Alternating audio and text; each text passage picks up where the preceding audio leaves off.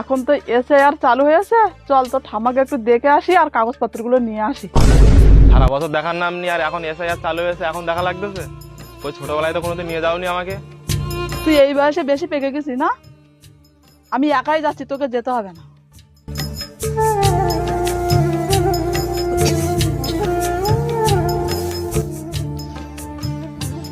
মা ভালো আছেন তো? শরীর কেমন আছে? কেরা তা চিনতে পারলাম না তো।